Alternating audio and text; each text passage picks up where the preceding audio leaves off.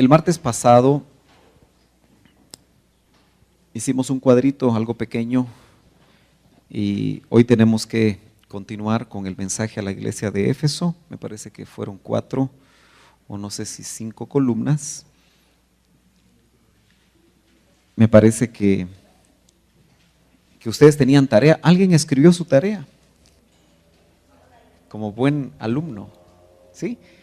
Me gustaría que los que la escribieron y me la trajeron. Excelente, me la hagan llegar. Muy bien, muchas gracias, hermano Yuri. ¿Sí? Excelente. Muy bien, ¿alguien más? Buenos alumnos, ¿sí? Buenos alumnos, buenos alumnos. No importa que sea a mano, pero me interesa leer. ¿Quiénes más? ¿Quiénes más? Bueno, creo que algunos no la pudieron hacer, pero yo los motivo a que la hagamos. Y me gustaría leer lo que el Señor les está mostrando, ¿verdad? ¿Se acuerdan que estamos en el mensaje a la iglesia de Éfeso?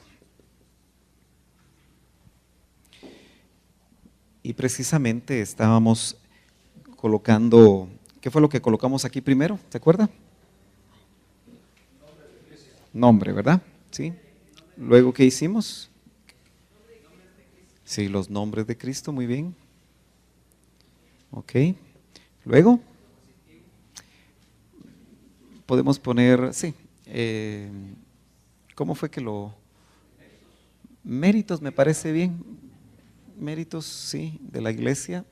Luego, exhortación, tal vez, ¿verdad? O amonestación. Sí. Y aquí galardones, ¿verdad?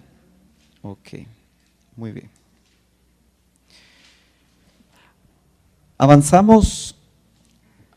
¿Hasta qué verso en el capítulo 2? ¿Se acuerda usted? Sí, pero ¿hasta qué verso llegamos? Hasta el verso número 3. Dice, dice esta versión constante, vamos a leer las Américas. Dice, tienes perseverancia y has sufrido por mi nombre y no has desmayado. Bueno, por razones de tiempo ya no voy a colocar eso. Y vamos a entrar entonces ya a este punto, ¿verdad? Aquí estamos en Éfeso. Y vamos a entrar entonces a la exhortación. Dice, pero tengo esto contra ti. Bueno, esa frase es muy clara, ¿no? Acuérdese, el mensaje es al ángel o al ministro y también se puede aplicar a cada uno de nosotros. Eso es lo interesante, ¿verdad? Que este mensaje usted lo puede hacer propio, lo puede hacer como una carta recibida a su persona y que en este tiempo sigue teniendo total actualidad. Pero tengo esto contra ti, que has dejado tu primer amor.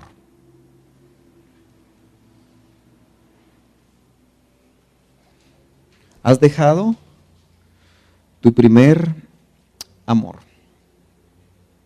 Incluso se dice en el verso 5, recuerda por tanto de dónde has caído y arrepiéntete. ¿De dónde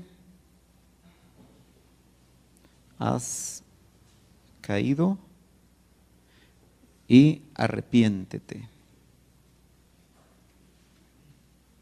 Arrepiéntete. 3 cosas, ¿verdad? La frase el primer amor, creo que usted ha oído bastante en todo su recorrido cristiano, ¿verdad? Y todavía creo que hay mucho que meditar sobre el primer amor. Las cosas que creo que tenemos todos bastante claro es que se está haciendo alusión a la relación de amor que nosotros tuvimos desde que Jesucristo se nos reveló. Yo creo que la mayoría de nosotros logramos ubicar esto. Es precisamente, hay otras acepciones también, cuando uno empieza a profundizar un poco más, porque también algunos lo ven como el primero y el único.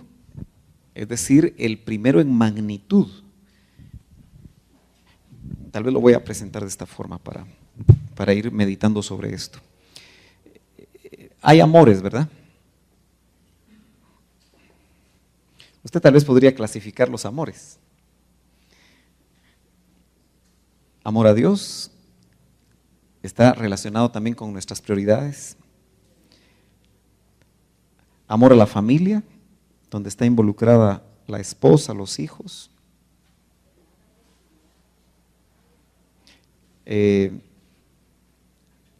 Amores fraternos, ¿verdad? Que se pueden tener hacia la familia más amplia. Padres, madres, probablemente amor como madre y padre, algunos lo ponen cercano a su familia, pero yo lo estoy poniendo en cuanto a prioridades. Y así podrían seguir los amores, ¿verdad? Ahora, para nosotros es fácil decir que el amor a Dios es el primero.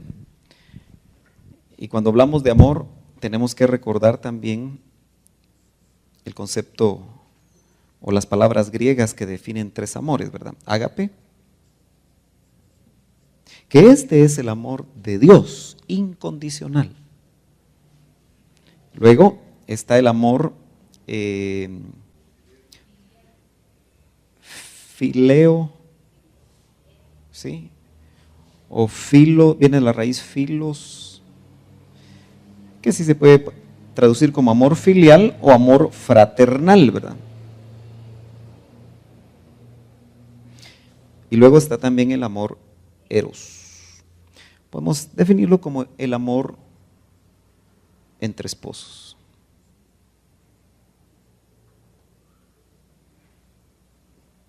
Muy bien.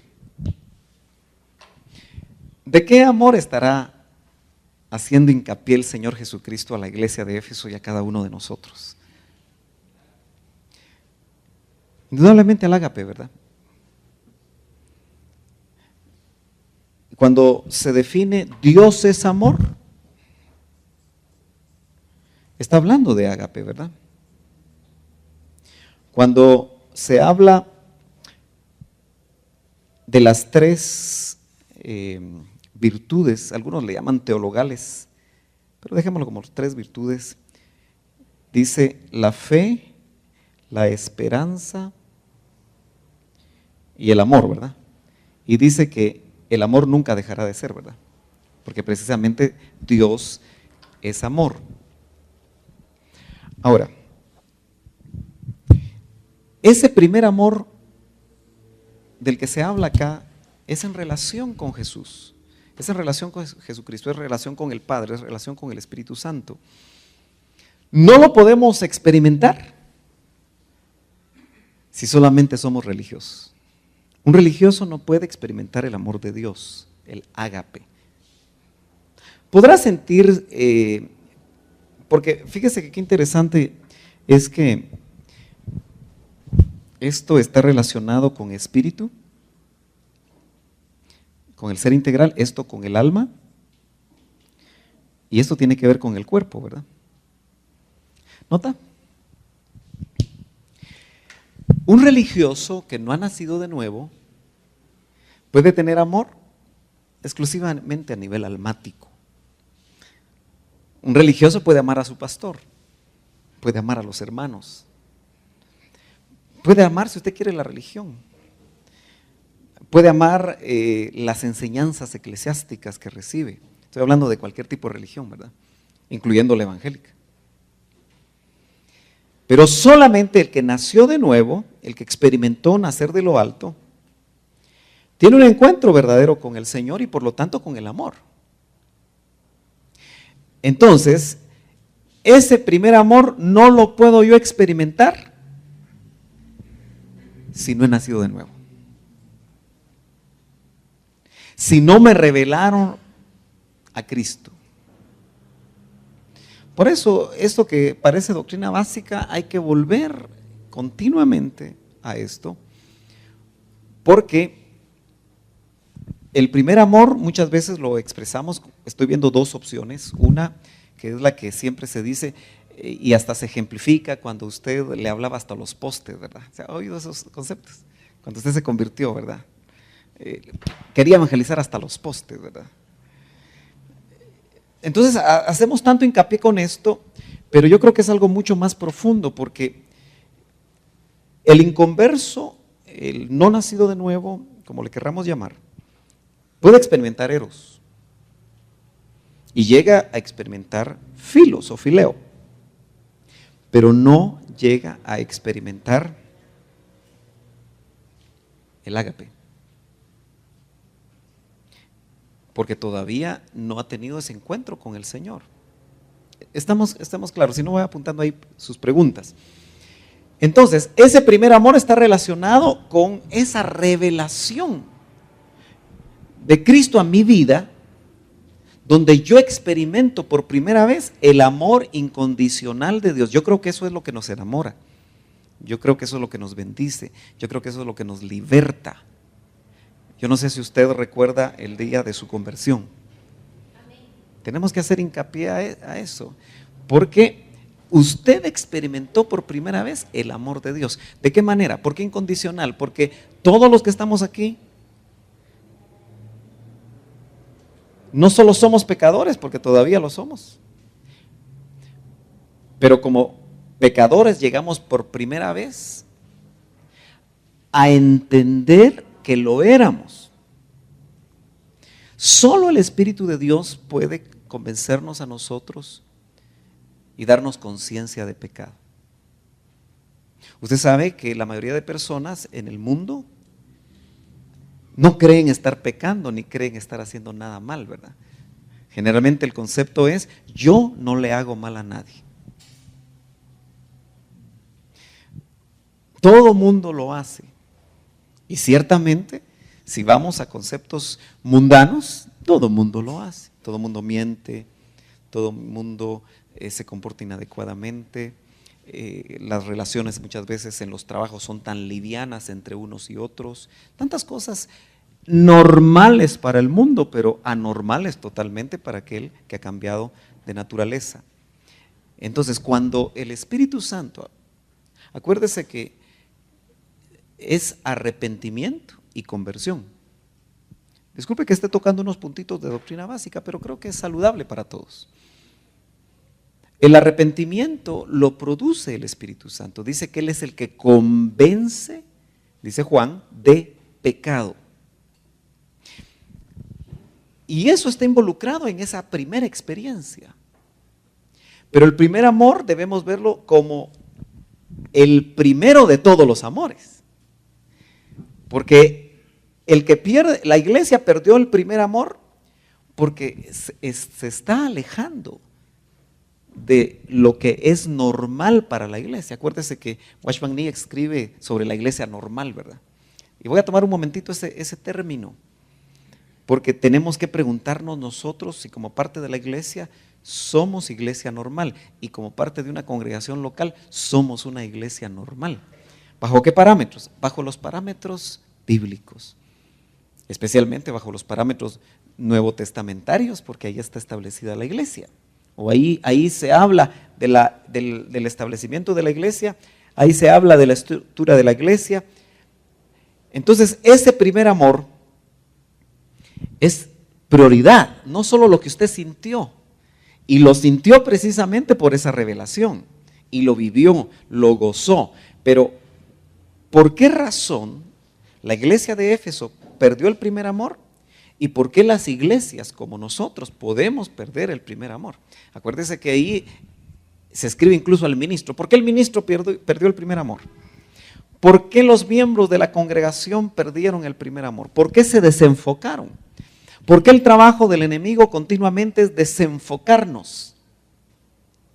Yo no sé si estoy tratando o estoy dándome a entender, pero la revelación de Cristo te enfoca, y lo voy a poner tal vez más fácil, como el enamoramiento entre un hombre y una mujer. Van a suspirar las solteras y no sé si van a suspirar los casados, pero usted se recuerda cuando conoció a la persona que usted la vio por primera vez? Yo tengo tan claro cuando vi por primera vez a Yadira. Llevaba un vestido rojo. Ajá. Yo recuerdo haber venido de Colombia. Yo les he contado a ustedes eso en el 82. Y hace rato que yo discipulo. Solo que en ese tiempo estaba discipulando en la Facultad de Humanidades. Discipulaba en la Facultad de Ingeniería y discipulaba en la Facultad de Humanidades. Trabajaba, asistía a mi iglesia, atendía a mi casa. Todo se puede. Por eso yo cuando veo que los hermanos dicen, es que no tengo tiempo. Pero el puntito que me interesa es que recuerdo que la vi y algo pasó. Hizo clic, dicen por acá, ¿verdad? Pero algo pasó. Y una de las cosas que a mí me pasó es que quería seguir viéndola. Ah, pues sí. Sí, ¿se acuerda usted de ese tiempo? Hermana Norma, ¿usted se acuerda cuando vio al hermano Alfonso? Por primera vez. ¡Hala! Mire pues, algo hay por ahí, ¿verdad? ¿Y el hermano Joel se recuerda de cuando vio por primera vez a Violeta? No muchito. Hoy no come. Maco, ¿te recordás la primera vez que viste a tu esposa? Algo pasa, ¿verdad? El mundo dice, cuando cae en el romanticismo, que es muy almático, pero es parte, porque somos alma. ¿Verdad que sí? No solo somos espíritu. Pero el cine dice algo mágico pasó. Y tantas cosas que le añaden, ¿verdad? No nos interesa eso. Pero llevémoslo al primer momento cuando usted, que ya sabía por conocimiento religioso, o conocimiento histórico, conocimiento filosófico, ¿quién era Jesús en el sentido humano? Muchos de ustedes crecieron oyendo en su casa que Jesús era el Hijo de Dios, independientemente de la religión que tuvieran. Pero eso no significó que lo conocieran. Incluso todavía nosotros no le conocemos como deberíamos de conocerle. Y acuérdese que estas iglesias fueron fuertemente impactadas porque se desarrollaron a través de genuinos ministerios que se movían con poderes genuinos. Y aunque había ya en el ambiente falsos ministros, falsas enseñanzas, yo diría que se movía el evangelio mucho más puro que el actual. ¿Estamos de acuerdo? Entonces, la revelación de Cristo a las vidas de las personas, especialmente la iglesia de Éfeso que estamos viendo, tenía que ser un impacto. Yo no sé si usted puede catalogar de enamoramiento hacia Cristo cuando usted por primera vez reconoció que necesitaba un Salvador. Nadie que no es convencido por el Espíritu Santo de pecado quiere o accede a necesitar o a buscar un Salvador. Lo lindo de la revelación es que cuando a usted le muestran quién es usted, inmediatamente el Espíritu le muestra quién es Jesús, quién es Cristo, quién es Dios. Dios hecho carne. Y tiene que haber un enamoramiento que debería de ser el primero en prioridad siempre. ¿Me está siguiendo? Pero el caminar cristiano hace que se pierda ese primer amor. Note que está hablando de un nivel. Éfeso había alcanzado un nivel, porque le dicen, acuérdate de dónde has caído. Nosotros a quién le llamamos caído en nuestra jerga. A uno que ha pecado, ¿verdad? A uno que se fue de la congregación, ya no se congrega y le decimos caído, ¿verdad? Tiene alguna relación a esto que estamos hablando porque se cayó de nivel. Pero esta era una iglesia que se congregaba. Era una iglesia que en los méritos que vimos la semana pasada tenía grandes méritos, probaba apóstoles y todo lo que vimos. Pero estaba caída. En otras palabras, para Dios había bajado de nivel. Venía escuchando, aproveche en la radio en los tiempos de tráfico, oír radios con enseñanza buena. Y venía oyendo al hermano Alex Hernández. Y muy llamativo que daba un ejemplo interesante acerca de cómo Dios desde el cielo mira con una óptica diferente a la óptica que nosotros podemos experimentar o ver en la tierra. Y puso un ejemplo precisamente del capítulo 3 de Apocalipsis, la iglesia de la Odisea. Se lo voy a mencionar. La óptica con la que el ministro de la Odisea y probablemente los que asistían a la iglesia de la Odisea miraban a esa iglesia era una. El ministro mismo decía: yo soy rico, me he enriquecido y no tengo necesidad de nada. Esa era la óptica con la que el ministro de la Odisea, según el pasaje, lo vamos a ver más adelante, es la última de las iglesias del capítulo 3, se miraba. Pero ¿cuál era la óptica del cielo? Lo miraban como pobre. Fíjese que él se consideraba rico, pero en el cielo lo consideraban pobre. ¿Estamos de acuerdo? Todos estamos en autos. Me he enriquecido, y una persona enriquecida pues usa las mejores galas, y en el cielo lo miraban desnudo. Incluso una de las versiones es muy fuerte cuando dice desventurado. Que claro es sin ventura, ¿verdad? Casi como la sinventura, ¿verdad? Pero eso es otra cosa aquí en Guatemala. Puede notar entonces que nosotros podemos tener una óptica de nosotros mismos en nuestro caminar cristiano y como miembros de una iglesia local y por lo tanto de la iglesia de Cristo, pero arriba pueden tener otra óptica. Yo no creo que Éfeso pensaba que estaba caída. Piensa usted, analícelo, medítelo, me cuenta sus hallazgos. ¿Cree que se habían hinchado un poquito los de Éfeso? ¿Por qué? ¿Quién dijo sí? ¿Por qué? ¿Piensan que se hincharon un poquito los de Éfeso o no? ¿Por qué? Tenían conocimiento. Y el conocimiento en una parte de la escritura dice infla, hincha. ¿Sí? El conocimiento nos puede a nosotros. ¿Se ha dado cuenta usted que alguien que conoce se siente muy seguro de sí mismo? ¿Sí? El conocimiento da seguridad. Usted va a un trabajo y tiene conocimiento, ¿sí? Tratemos de, creo que hay una opinión ahí. Tratemos de grabarla, ¿verdad? Tenemos audio ahí en... Sí, yo recordaba una aportación al respecto de un ministro con que estuvimos trabajando antes de que yo perteneciera a Elim. Él era evangelista, andábamos por México, pero cuando él se vino acá a la iglesia, yo lo llevé allá porque él quería pertenecer. Sí. Pero él no quería entrar y yo hablé con usted.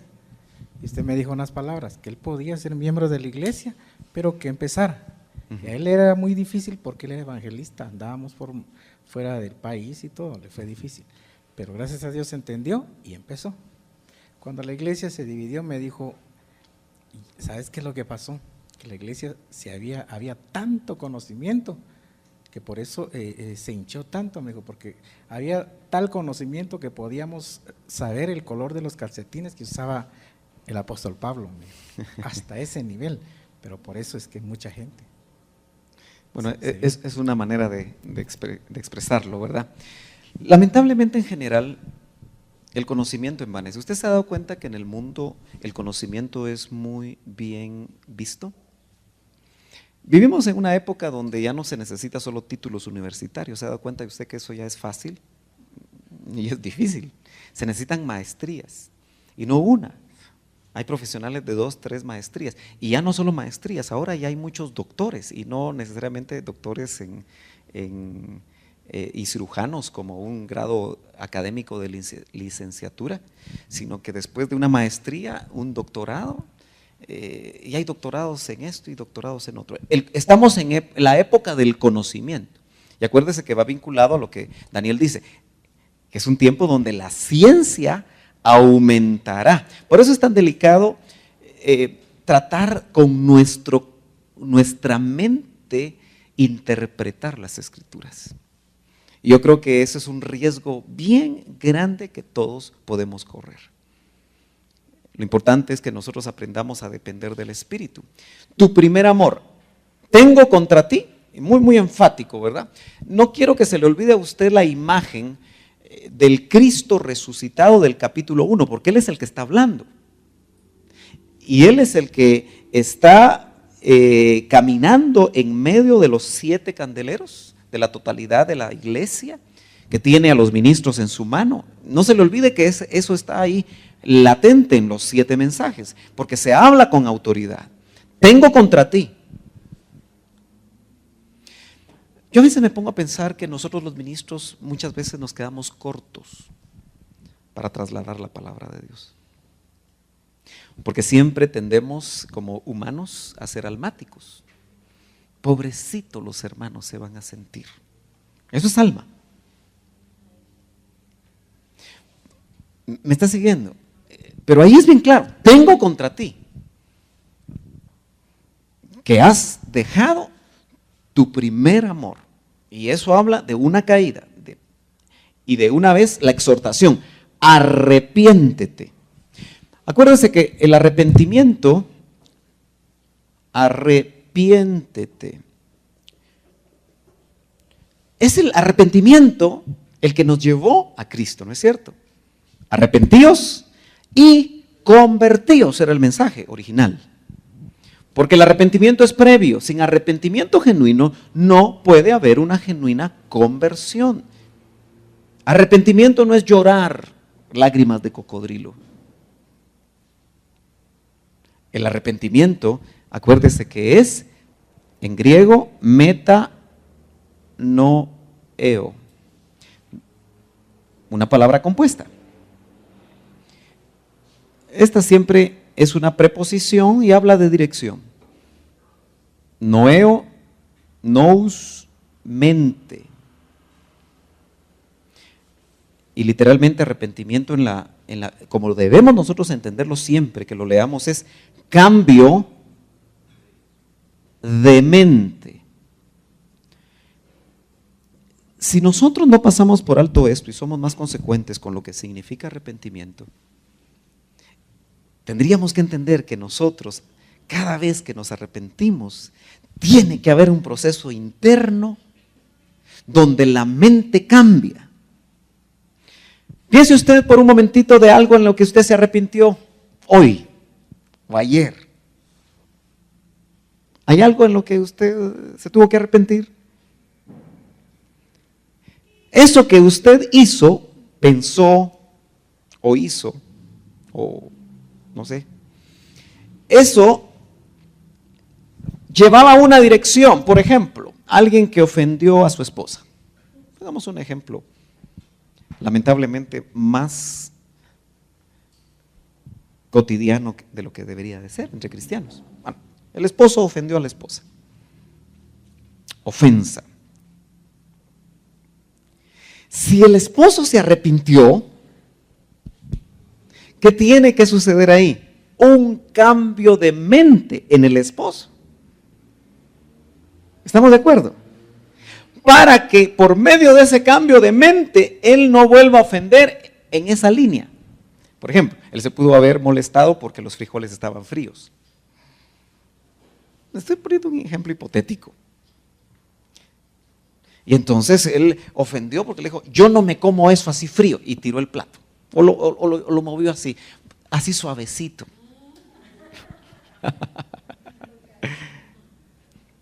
Y por supuesto la esposa se ofendió, se sintió.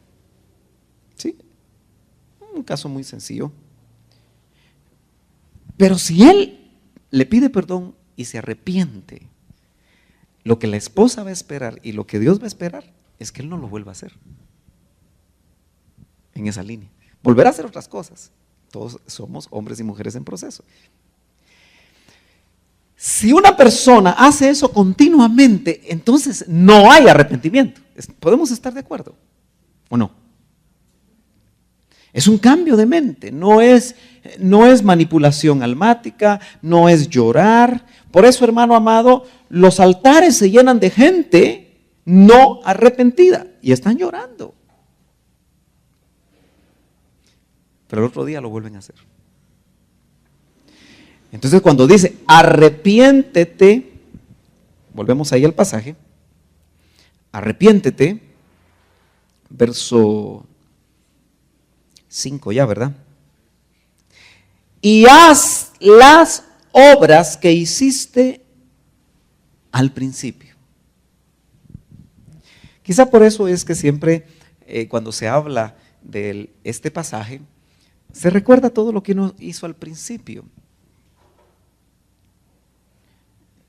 ¿Usted se ha dado cuenta que el que se acaba de convertir comparte su fe con todos? ¿Y no le da pena?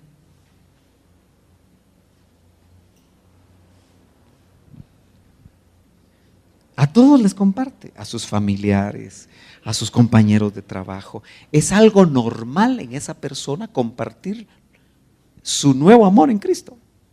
Cómo su vida está cambiando. Cómo el Señor lo está liberando. Démosle 1 año, 2 años, 3 años, y si son 10 y si son 30, se nos olvida evangelizar. Se nos olvida del que nos cambió, del que nos bendijo. Entonces, hasta cierto punto, si usted nota, la iglesia de Éfeso se estaba institucionalizando, que es el peligro de todas las congregaciones. Que se van volviendo un motorcito donde los diáconos saben qué hacer, el pastor sabe qué hacer, los músicos saben qué hacer, todo el mundo sabe qué hacer. A tal punto que a veces se organiza tanto la congregación que hasta programas con punto 1, punto 2, punto 3, hasta con minutos para reunirse 1 hora exacta y se empieza, que es bueno empezar puntuales, pero ahí se exagera, ¿verdad? 3 minutos para esto, 4 minutos para esto, 5 minutos para esto, 30 minutos para que no se duerman y no se aburran en cuanto a la predicación, un mensaje bien delineado homiléticamente. Y todos muy bien. Pero no hay mover del Espíritu. No hay libertad del Espíritu. Entonces, sospecho que Éfeso estaba llegando a eso. Porque perder el primer amor, caer a este nivel es ya no tener relación con el que vale la pena tener relación. Podemos empezar a tener relaciones sociales entre los hermanos. Yo le he dicho a usted, ¿verdad? Haga usted un evento donde haya comida y todos los hermanos van, hasta los que usted no invitó. Y no fallan. No hay trabajo que valga, no hay tareas que valgan, pero invítelos usted a otra cosa espiritual, no que eso no sea espiritual, pero algo que tenga que ser más concentrado en lo que tiene que ver en la relación con Dios, y entonces todo el mundo tiene que hacer. ¿Qué estará pasando? Es cierto, somos seres sociales, pero necesitamos prioridad, porque cuando el primer amor, que es el que está dirigido al Señor, decae, surgen otros amores. ¿Estamos de acuerdo con eso? Ahora, ¿qué será eso de haz? Vamos a ponerlo aquí. Haz las primeras obras.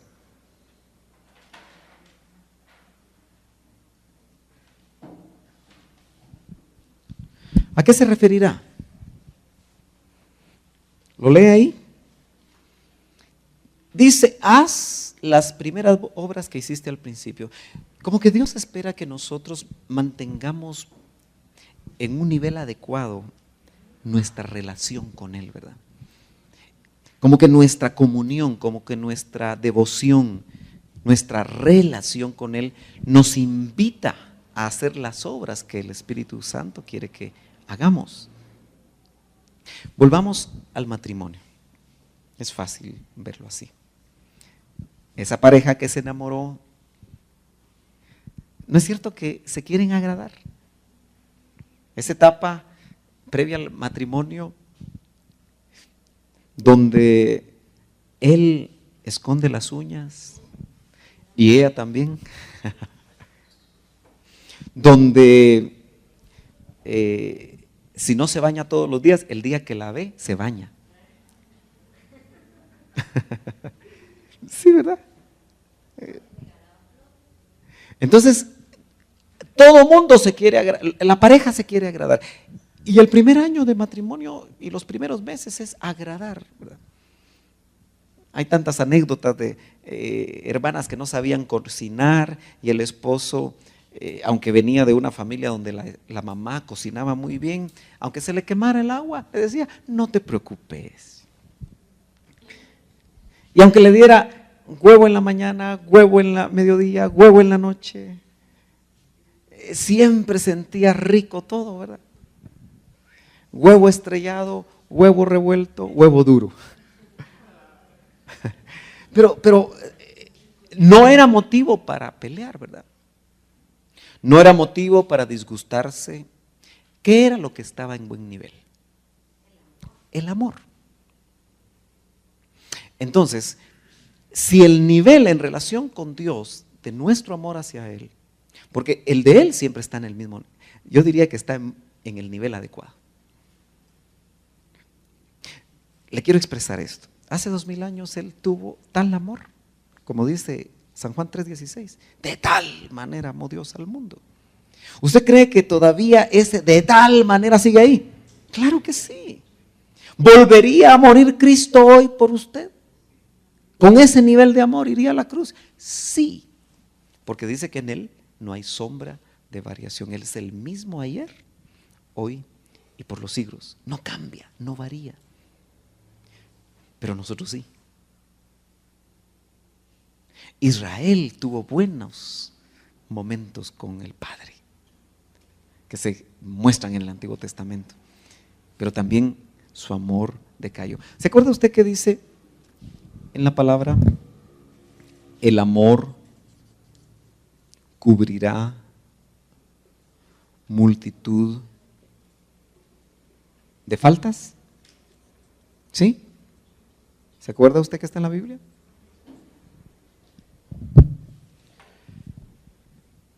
Eso se puede aplicar en todas las relaciones.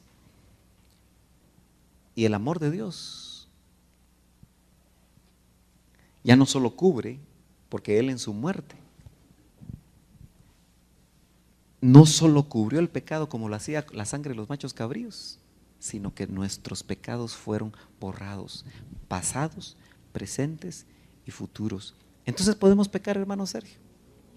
No, porque si nosotros nos cambiaron la naturaleza, como decía el doctor Ríos, el mayor tributo que tú le puedes hacer a la gracia es consagrarte.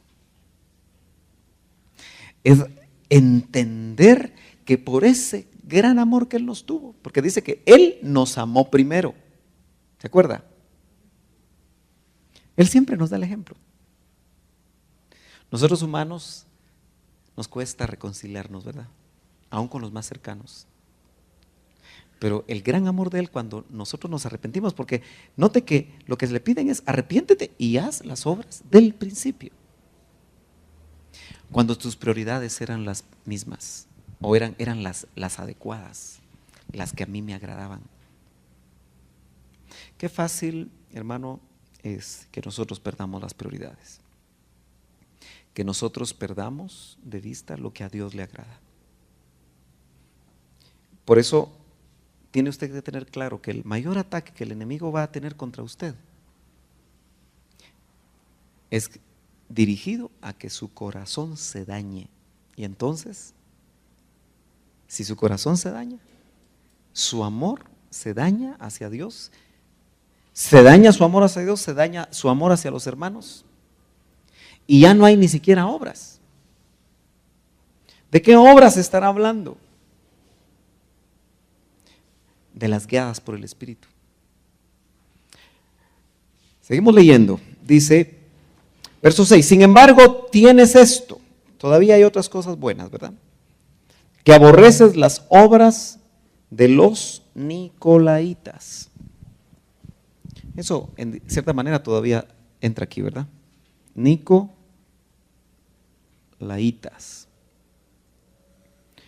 Algunos ubican a Nico como Nicolás, un personaje de sus tiempos. Y laitas, esto viene de Laos. Otros ubican la palabra Nico, acuérdense que es un idioma antiguo, como gobierno. Y Laos, pueblo. Si lo juntamos, gobierno del pueblo. ¿Le suena eso parecido? Eso se llama democracia,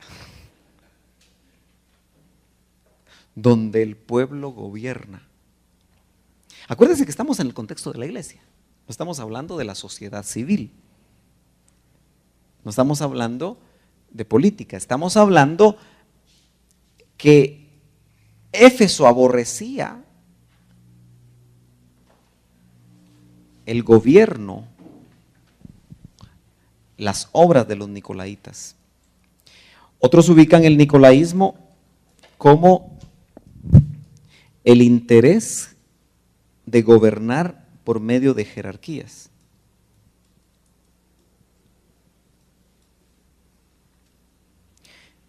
Y entonces establecen que ahí empezaba a surgir los primeros movimientos de hacer separación entre clero y pueblo. Y cómo el clero gobernaba al pueblo. Hay mucho en cuanto a los comentarios acerca del nicolaísmo. Usted mismo puede hacer su propia investigación. Lo cierto es que ellos aborrecían esto, porque ustedes notan que ya es una aberración. El Señor, cuando habla a los ministros, uno de los requisitos que pide del obispo es, dice que gobierne bien su casa, ¿verdad? Y habla de gobierno. Y entonces dice, cambia el término, ya no dice gobierno, y entonces podrá cuidar la iglesia del Señor. Al ministro se le pide gobernar su casa. Y gobierno, acuérdese que es cuidado, protección, no es, ya vino el jefe, ya vine yo. Que gobierne bien su casa, que la atienda, que la cuide, que la proteja, que la provea. Pero no dice que gobierne la iglesia. En los originales dice, entonces podrá cuidar la iglesia del Señor. Porque el gobierno de Cristo, que es la cabeza, a través de los ministerios, no es para enseñorearse. ¿Se acuerda que fue dicho que entre vosotros no será igual? Dice, los reyes se enseñorean. Pero el Señor les enseñaba a sus discípulos que entre ellos no iba a ser así, sino que el mayor iba a ser el servidor de todos. Y eso es algo muy, muy fuerte, ¿no? Todavía es difícil entender eso dentro de la iglesia, que el mayor es el servidor. Y el que dio el ejemplo fue el Señor. Lavó los pies de los discípulos y les dijo, si yo siendo mayor que ustedes, les he lavado vuestros pies, háganlo ustedes unos a otros. Entonces note que si el nicolaísmo realmente, porque no podemos tener la total certeza ya que hay un poco de oscuridad acerca de qué realmente significaba las obras de los nicolaitas, era que ya estaban surgiendo, y es muy probable porque en el siglo I empezaron los primeros vestigios donde se iba a separar el clero del pueblo. Hoy en día usted sabe que eso es así. ¿Cómo saluda a alguien del clero que a veces llevan un anillo grandote? ¿Cómo le hacen? Al anillo, ¿verdad? ¿Sí? ¿Sabe de qué estoy hablando? Probablemente dentro de la iglesia evangélica no se haga eso, pero pudieran estarse dando situaciones en las que aquí están los ministros y allá está el pueblo, aquí están los ministros y allá está el pueblo. Delicado, ¿verdad? Éfeso aborrecía esas obras. Sigue, sí. Que quede grabado, por favor. Yo lo que llama la atención que también la iglesia de Pérgamo tenía esa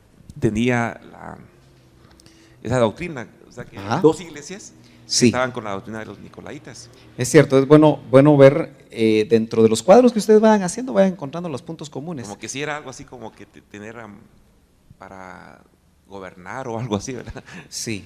Cuando pasemos por Pérgamo creo que lo vamos a recordar, pero hay varias cosas comunes en los diferentes mensajes a las iglesias, ¿verdad? Gracias por recordarlo. Y respecto a lo de primer amor, yo pensaba al respecto, pero yo decía, cuando yo empecé, no es lo mismo que ahora, pues. Yo, tal vez se refiere al primer amor, a no sé cuántos amores tenemos nosotros, pero está nuestro Dios, nuestra esposa, nuestros hijos, pero cuando yo creía que tal vez mi primer amor se refiere a que es el número uno, y las obras que hacías al principio, como que, no sé, como que es las primicias que deberíamos hacer, lo primero que deberíamos hacer para el Señor. Eso estaba pensando, porque sí, yo decía que al principio yo no hacía mayor cosa para Dios, y ahora ¿qué puedo hacer? Acuérdate que lo vimos precisamente, traté de trasladarlo en ese concepto, ¿verdad? Es el primero de todos, el que debería ser siempre el primero, dirigido hacia el Señor, ¿verdad? Y esto nos permite a nosotros hacer las obras que el Señor espera que nosotros hagamos, ¿verdad? Muy bien, vamos a ir terminando en lo que es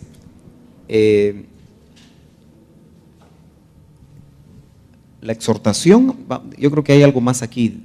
Dice, el que tiene oído, oiga lo que el Espíritu dice a las iglesias. Al vencedor viene el galardón. Note que la frase al vencedor,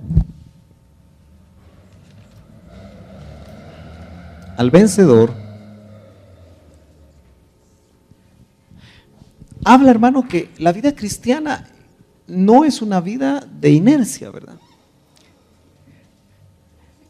Habla de batallas, habla de guerra, habla de esfuerzo. Acuérdese que dice que el que es tomado por soldado, ¿qué dice la Biblia? ¿Se acuerda? De todo se abstiene, ¿verdad? Al igual que el atleta, lo dice en Timoteo. Y hay un tipo de disciplina que yo creo que a veces se nos ha pasado por alto, precisamente en estos tiempos donde la vida cristiana involucra la disciplina como aquella disciplina militar, que puede parecer muy fea y muy agresiva, pero que de alguna manera esa disciplina es motivada por el mismo amor y la misma relación con Dios. Al vencedor de todas estas cosas, solo para la iglesia de Éfeso, todo lo que hemos visto. Al que logre vencer, entonces dice, en el verso 7, le daré a comer del árbol de la vida que está en el paraíso de Dios. Le daré a comer del árbol de la vida. ¿Nota usted cómo este concepto del árbol de la vida que vuelve a aparecer al final del Apocalipsis cierra un ciclo en toda la revelación bíblica? Porque el Génesis es la primera vez que nos habla del árbol de la vida y el Apocalipsis también nos habla del árbol de la vida. Y muchas cosas que usted encuentra en el Génesis las va a encontrar en el Apocalipsis, y eso lo que nos indica es que se cerró un ciclo, el ciclo de la revelación de Dios. Le daré a comer del árbol de la vida que está en el paraíso de Dios.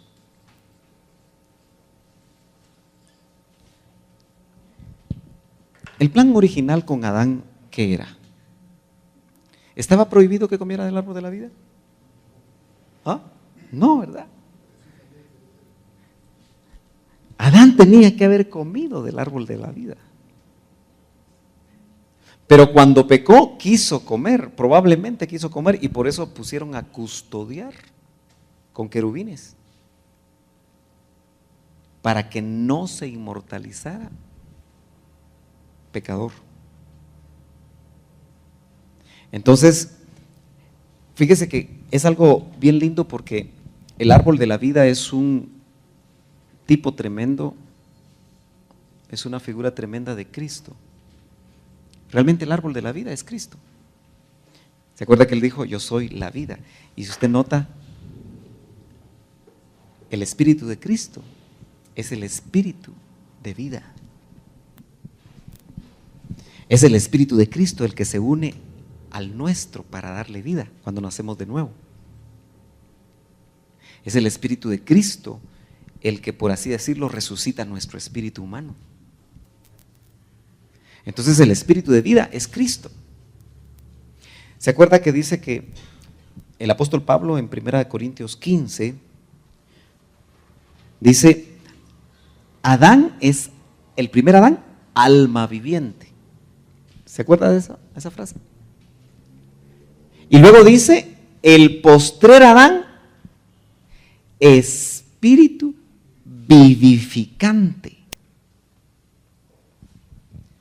Porque tiene el poder de dar vida. Su muerte en la cruz del Calvario lo llevó a que Él diera vida. Amén. Entonces, al vencedor le daré a comer del árbol de la vida. Está hablando de esa relación tan cercana al Señor. Uno se pregunta, ¿será que allá en el paraíso de Dios va a haber un árbol de la vida con frutos? Probablemente sí. Yo prefiero ser un poquito más literal que decir que eso solamente nos habla de algo que tenemos que interpretar. Acuérdese, Cristo para nosotros nos ha hecho, nos dice, Cristo os fue hecho glorificación. En cierta medida, nosotros ahora, en la medida que vamos venciendo, vamos comiendo de Cristo. Pero llegará un momento en el que cuando seamos, dice que nosotros vamos a ser metidos en Él, ¿verdad? Y cuando seamos metidos en Él, Él entrará al Padre. Eso es algo bien difícil de poder entender, ¿verdad? Es como el primer Adán que tenía a su Eva adentro. Al cerrar el ciclo, el postrer Adán tendrá a su Eva mística. No me pregunte cómo es eso exactamente, pero eso significa estar en Cristo. ¿Y se recuerda usted que los vencedores y aquellos que participemos de la parucía debemos de entender muy bien lo que significa estar en Cristo?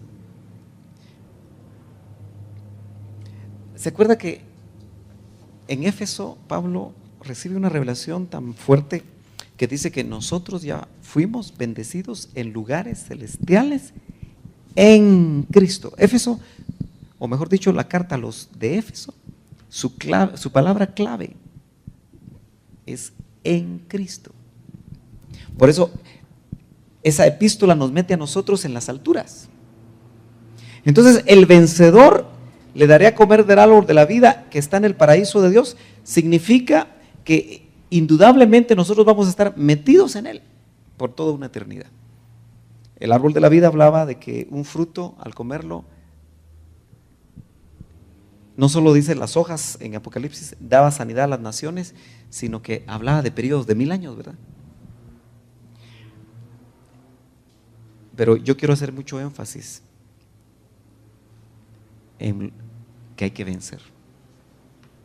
La vida cristiana es para vencer. Bueno, yo quiero dejar lugar a preguntas, así tenemos un buen tiempito. Aunque han habido algunas en el camino o aportaciones. Ahí está el micrófono, hermano Alfonso.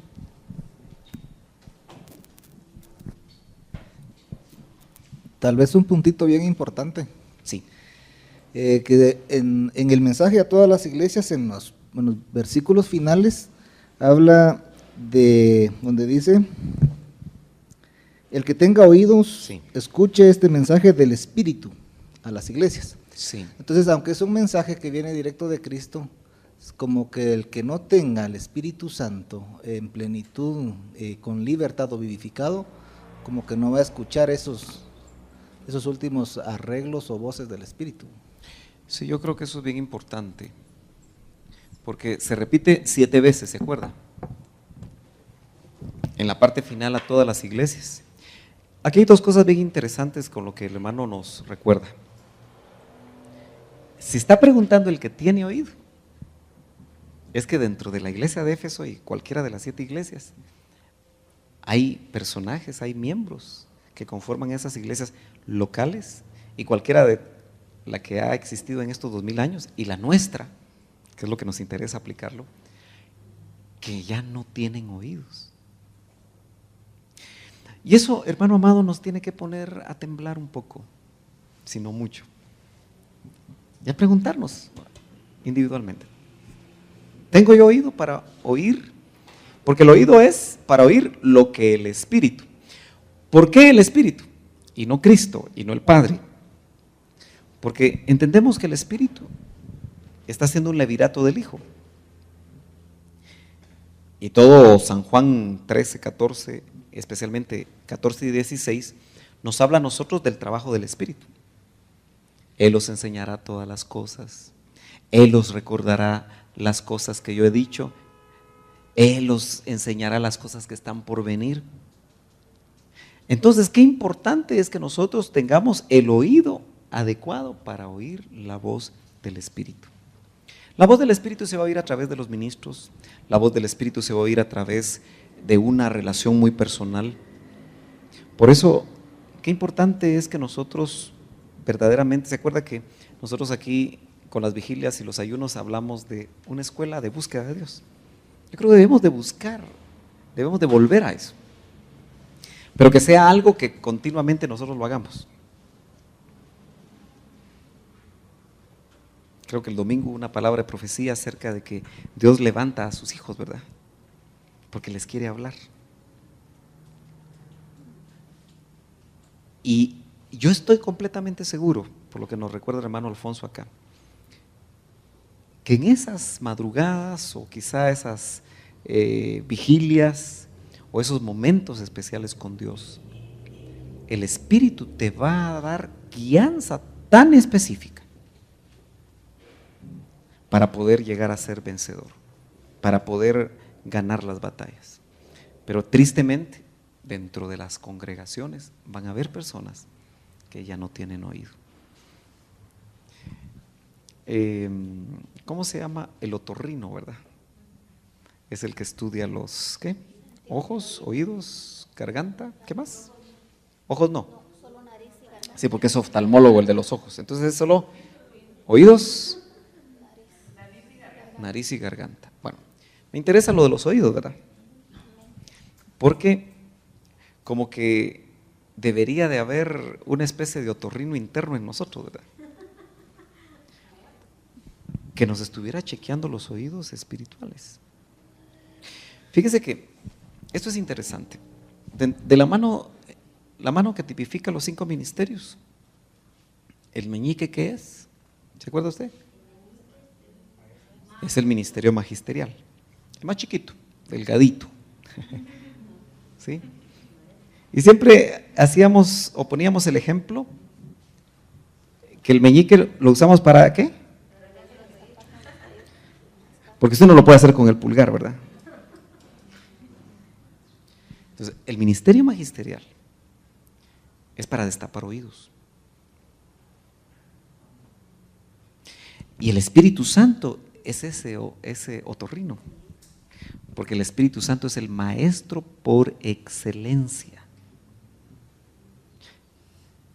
Entonces, si alguien está interesado en que nuestros oídos estén preparados para oír su voz, es el Espíritu. Nosotros deberíamos de volvernos expertos en oír la voz del Espíritu. Pero no vamos a ser expertos si no buscamos las cosas que son del Espíritu. No nos vamos a volver expertos si no amamos al que el Espíritu nos lleva. Todos los galardones, usted va a notar que lo llevan a Cristo. Todos los galardones le van a hablar de algo de Cristo. Porque al final, lo que nosotros deseamos y lo que la novia desea es estar con Él. Amén. Gracias, hermano, por recordar ese detalle que va a aparecer en todos los mensajes a las 7 iglesias. El que tiene oído para oír, que oiga. Hermano Abel, si nos ayudan con el micrófono, por favor. Me llamaba la atención que al inicio de cada mensaje a las 7 iglesias aparece los nombres de Cristo, ¿verdad? Sí. Dice esto a la iglesia. Ajá. Y al final termina lo que decía el hermano Alfonso, diciendo que escuche el que tiene oído. Sí. O sea que no es, denota que es un trabajo que está haciendo el Señor de una manera como integral, llamémosle así, en el sentido que no solo son como instrucciones específicas, sino que tiene que ser algo guiado por el Espíritu, me daba la impresión. Sí, noten que son palabras de Cristo, ¿verdad? Porque Él es el que está hablando. Pero noten que en esta época, en esta forma como Dios trabaja con el hombre, esas palabras de Cristo las trae el Espíritu. O sea, son palabras de Cristo que nos llegan a nosotros por el Espíritu, para que no confundirnos, ¿verdad? Pero son las palabras, lo que el Espíritu nos dice, no son cosecha propia, siendo Él Dios, sino que es lo que el Hijo le quiere decir a la iglesia, a la novia. Es como un intermediario, ¿no? Entonces, por eso está que, fíjese que qué delicado es cuando dice, el que predique las palabras de Cristo, dice. En otras palabras, ese ministro tiene que estar dependiendo del Espíritu para que el Espíritu le revele y le hable lo que Cristo quiere decirle a la iglesia. Eso es lo delicado de esto. Porque si le decimos a la iglesia lo que nosotros creemos que Cristo dice, es problema. Por eso la relación, por eso son ministros del Espíritu. Para capturar lo que dice que Él sube y escudriña lo profundo del corazón de Dios. ¿Usted se imagina los diálogos de Cristo con el Padre? Porque dice que está sentado a la diestra del Padre, ¿verdad? No está en su trono. Todavía no está en su trono. Está en el trono del Padre a la diestra. En cierta manera tiene el trono prestado. Ya le van a dar su trono. Pero ¿se imagina esos diálogos? Y el Espíritu sube y quiere dar. ¿Y si no encuentro oídos? Ahí es donde el Espíritu se contrista, ¿verdad? Usted se imagina, hermano, las grandes multitudes actuales que se reúnen para oír lo que un hombre dice y que el Espíritu está esperando que ese hombre le dé la oportunidad de hablar él. ¿Y si ese hombre no le da la oportunidad de hablar? Y las multitudes pueden estar oyendo al hombre y no necesariamente estar oyendo la palabra del Espíritu que viene de Cristo. Porque, mire pues, el Hijo dice que no hacía nada, ni decía nada que no le fuera dado del Padre. Ese fue el ministerio de Cristo. Ahora el Espíritu. ¿Nota usted la sujeción? Eso es algo bien difícil, entender la triunidad es difícil. Porque como Dios, cada uno de ellos tiene la esencia. Y los tres son uno. Y están al mismo nivel. como Dios. Pero ya se dio cuenta que ellos se subordinan cuando funcionan. El Hijo se subordinó al Padre voluntariamente y el Espíritu se subordina al Hijo. ¿Y qué será que a nosotros nos cuesta tanto subordinarnos unos a otros? ¿Nota usted que por eso la insubordinación es un principio satánico?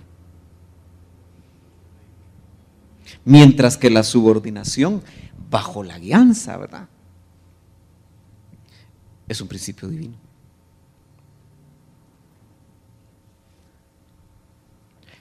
Dicho sea de paso, ¿verdad?, porque muchas veces por no entender esto, nosotros solo vemos los abusos, por ejemplo, de la cobertura, ¿verdad?, pero no vemos que realmente el Padre está cubriendo al Hijo y el Hijo cubre, por así decirlo, al Espíritu Santo en funciones.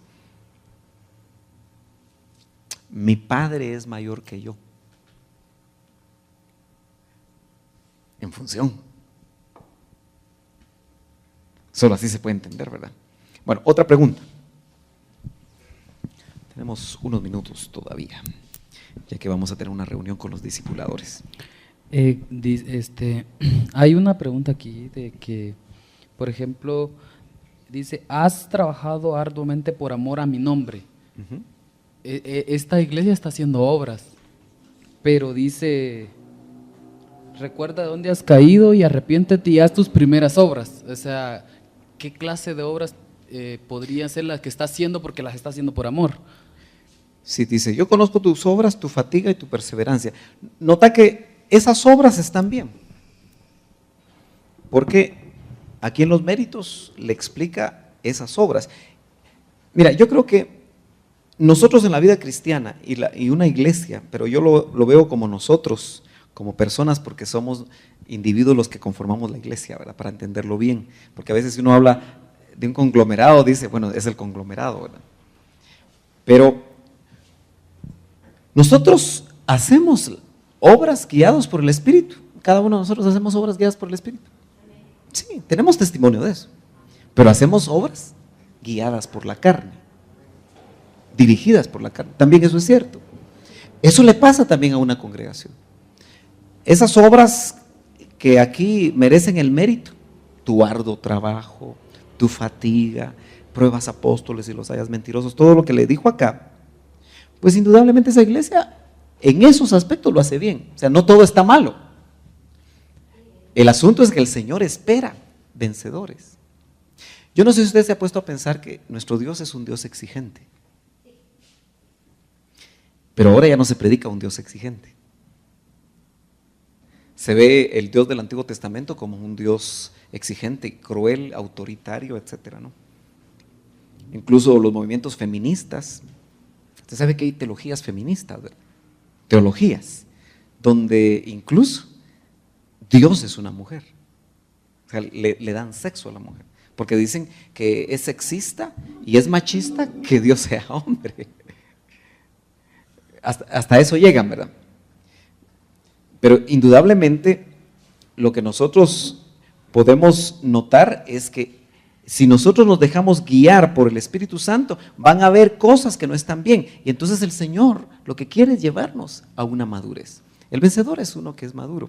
Acuérdese que incluso Pablo dice, habla de la palabra perfectos, que en realidad quiere decir maduros.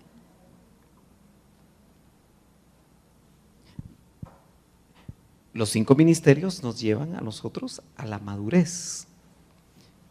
Por tal razón es que hay exhortación.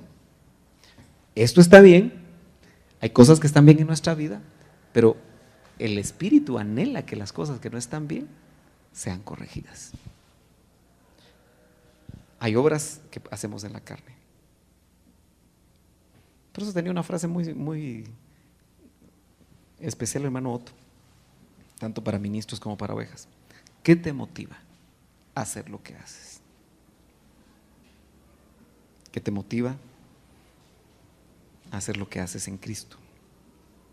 Porque si te motiva la carne, probablemente se van a hacer obras de la carne, que parecen buenas. Mire, todas las obras religiosas son obras de la carne, aunque sean buenas. ¿Pero qué lo está moviendo? La carne. ¿Qué lo está moviendo? Lo humano. El deseo de ser conocido, el deseo de que vean cómo canto, cómo toco, cómo predico, cómo enseño. Si es movido por la carne, eso no le va a agradar al Señor. Y nos va a decir, vuelve a tu primer amor. Es que mire, ¿cómo lo explico? Uno que está bien enamorado, como dicen en Oriente, como chorizo en tienda. ¿Verdad que le dicen, mira, pero si tan feita? Mira, no sabe cocinar, ni lavar su ropa sabe, pero él no oye nada, ¿verdad? Como que estuviera en otra dimensión. Ahora, pasémoslo por un momentito, aquel que está enamorado de Cristo. ¿Qué era lo que quería Eliezer, tipo del Espíritu Santo, con Rebeca? No conocía a Isaac, no había fotos. ¿Qué quería Eliezer? Que en el camino se enamorara de Cristo. Y la enamoró para Cristo. El trabajo de los ministros no es enamorar a sus ovejas hacia Él. Hay ovejas enamoradas del ministerio. ¿Usted se recuerda cuando se dio lo de Jimmy Swaggart, que hubo gente que se suicidó? ¿Se recuerda de esas noticias? ¿Sí? O Jim Jones, o Waco, Texas. Pueden haber aberraciones, amores hacia otros lados, que lo que el ministro dice hasta puede significar que la persona hasta dé la vida. Fíjese usted cómo es eso. Hay personas que dan la vida por un hombre y no dan la vida por el Señor. Qué contradicción esa, ¿verdad? Entonces, el trabajo del Espíritu actualmente en nuestro recorrido por el desierto, porque ahorita vamos en el desierto, y usted tiene que chequear si va montado sobre camello, y si el camello lo lleva Eliezer. Eso usted lo tiene que estar chequeando y tiene que estar teniendo testimonio, tiene que tener brújula. Si vamos para el Negev, si vamos para el pozo del viviente que me ve. Uno tiene que chequear eso. Pero por eso es la que arde, ¿verdad? El vencedor va a ser el que arde en amor. Porque el que está enamorado nunca está preguntando si lo que tiene que hacer lo debe de hacer, ¿verdad? Una manera de saber que uno ha bajado su nivel de amor es que uno, cuando la esposa le dice, lava los platitos, estoy cansada. Ahora te toca lavar los platitos a ti. Empieza uno a darle toda la... Depende de lo que piense cada quien, ¿verdad? Pero yo me imagino que usted hacía cosas cuando se casó que ahora ya no hace. Es que ahí están mis hijos o están mis hijas.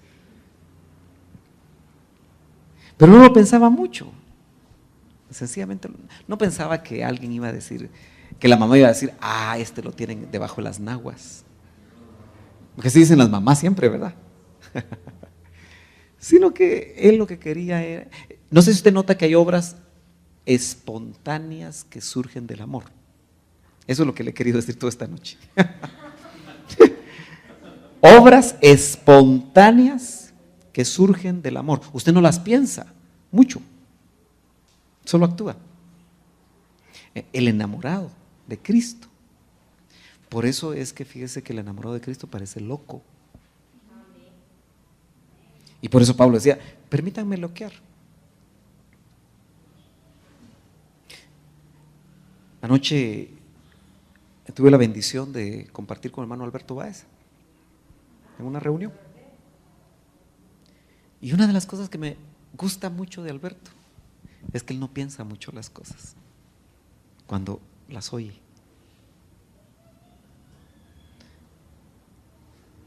Y se arriesga, porque el que está enamorado, ¿usted cree que el matrimonio es un riesgo, hermano? Nadie se casa con el 100% de seguridad que va a salir bien todo. Eso sí, cásese con un alto porcentaje de seguridad. Por lo menos un 80. Así tiene 80 y 20 de contrapeso. No se va a casar 50-50, ¿verdad? Pero me gusta mucho eso de él. Desde que lo conozco, es un hombre que se lanza. Recibe algo de Dios y ya está pensando cómo hacerlo. No está pensando qué difícil, qué complicado. No, si el Señor se lo dio. Yo creo que es una persona enamorada. Y me gocé tanto de verlo muy bien. Con un milagro, es un milagro andando. Sabe que el Señor hizo una obra en él de cáncer, ¿verdad? Y yo oí a un profeta decirle, eso no es para muerte, eso es para vida.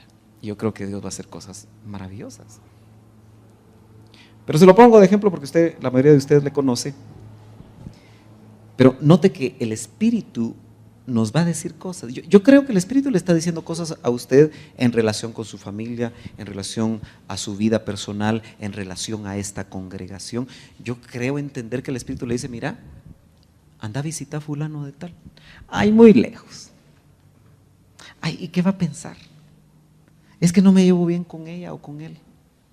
Pero el Espíritu está ahí latente. ¿O no? Por ponerle un ejemplo. Y hay muchas cosas que el Espíritu nos va a decir, pero que el oído tiene que estar preparado. Bueno, todavía hay tiempo para preguntas, sí. Voy a dejar 5 minutos más porque tenemos una reunión nosotros. Si hay una pregunta más. Parece que no. ¿Por qué no se pone entonces de pie?